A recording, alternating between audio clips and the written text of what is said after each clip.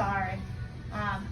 For those of you who don't know me, my name is Grace. I know Heidi would say you're living under a rock if you don't know me. Even those of you who are like, I don't know who this woman is, but I've probably seen her online. I think Kim might be ready to like throttle me because my Facebook has been hacked twice. This is awful. I don't know what's going on. But here's what I can tell you. Back in January, I was watching all of these everybody's New Year's resolutions, and I'm going to lose weight, and I'm going to do this to my house, and I'm going to get this new job, and I'm going to, like, all these things. And then usually by mid-January, you hear about all of those things being gone, or you don't even hear about them anymore. Everything's gone. Nobody's talking about their New Year's resolutions anymore. And I'm a crazy meme girl. I'm always seeing these memes, and I saw this thing the other day that said, I saw this video that said, just because you bought some workout clothes doesn't mean you're getting fit. And just because you bought some plastic boxes doesn't mean you're getting organized. And that was really uncool, and I didn't like anything about that. So I thought this one night when I received a call from Kim, and she was talking to me about the Max Challenge because Erin had called me to tell me that she won the previous challenge, and that she had a challenge to gift to someone. You're going to want to have that privilege. I gifted my challenge to my daughter. Woo! How awesome was that? So she called me and she said, what are you doing? And I said, well, I'm thinking about drinking more water. I don't even know where that came from. And I have this Starbucks cup in back. Lex, can you hold up my Starbucks cup for a second there for me? It's right there. Yeah, Janina, thank you.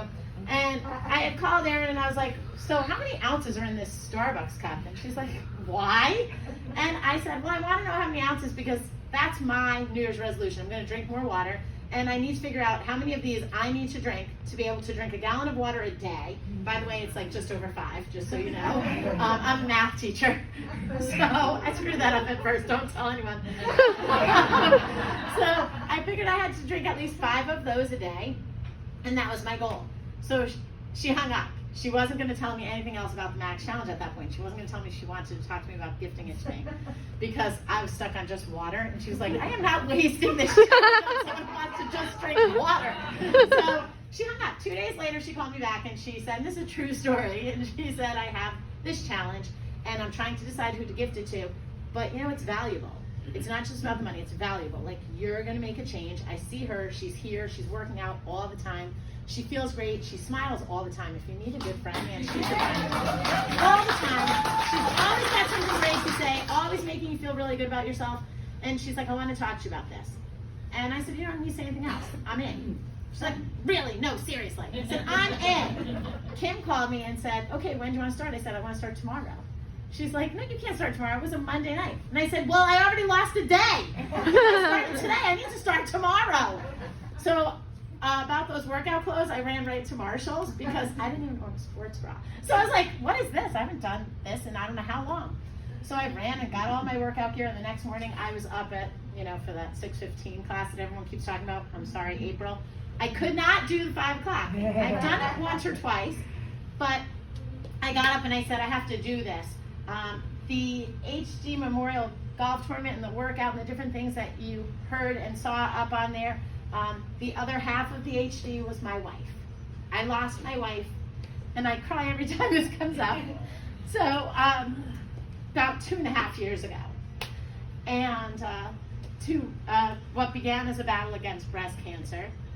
And we have 2 young children, and I thought, this is crazy. I wake up every day and I'm like a hot mess, and you think you look good, and you're like, I am going out in public like this. By the way, none of you were good friends at that point because you let me walk like that. People say, don't let your friends drink and drive. You should not let your friends chub and walk, which is what you should. And if you want to know what that really looks like, I'm one of those pictures on the door. Yeah. And people will send me that picture because they see it around town, and they're like, this was you? I'm like, yeah, you let me look like that. So I blame all of you. But every day I would get up and I'd say, okay, I got to go to work. And this is the I have to thing. I have to go to work. I have to make breakfast for my kids. I have to get them ready for school. All those things that I had to do. But at no point did I say, I have to take care of me.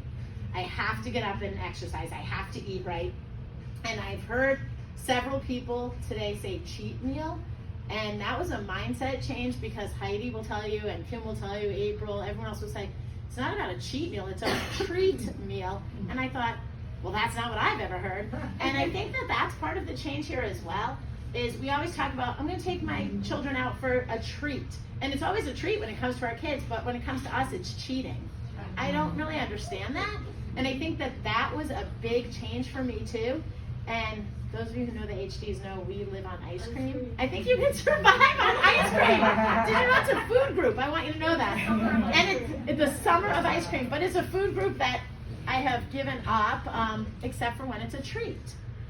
Because dairy is one of those things that I just decided wasn't working for me. I had to figure out what it was that wasn't working for me. But really it was not getting up. It was not having those accountability partners that Anne-Marie spoke about earlier. I'm one of the people who walks with Anne-Marie. Except for when work gets in the way. Thanks, Heidi, for making me do that every day after. You know, she's like, get to work. So yesterday, I went to work, and Heidi got to see what that looked like, because my students came online with me and did class with Heidi yesterday. It was very exciting. I want you to know that was the excuse I had for wearing my workout clothes to school yesterday, that my principal kind of gave me a little side eye for. But it was good. It was all good.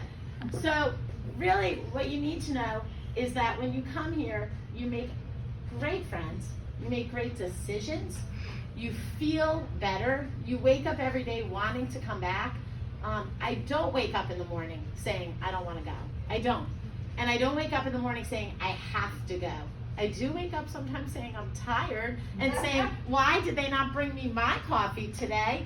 But I'm here, and I love being here. This is making me so happy.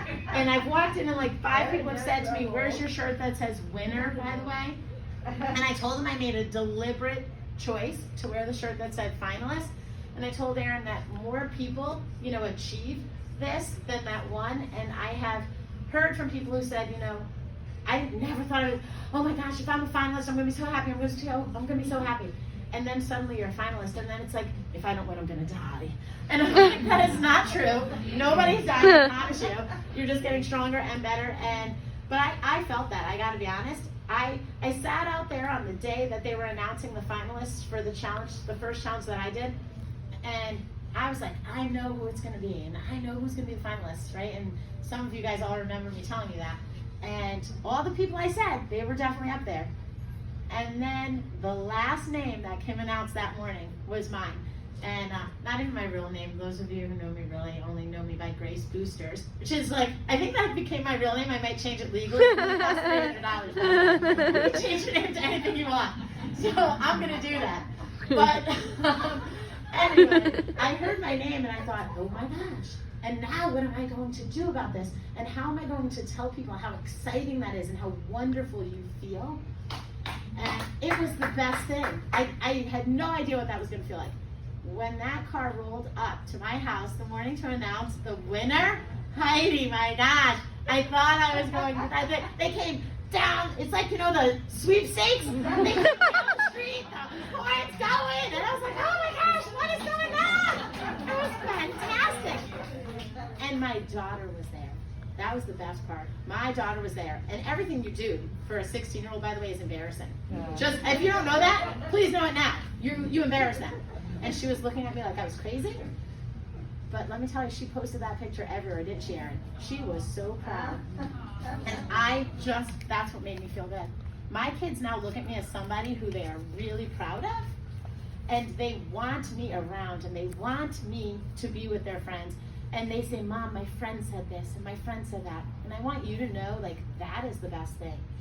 So that expression, I want to leave you with this, that they say, it takes 4 weeks for you to notice change, for you to feel it. It takes 8 weeks for your friends to notice it, the people who see you all the time. It takes 12 weeks for the rest of the world, but it only takes 1 day for you to decide to make a change, to choose you. Let today be that day. I will see you on Monday.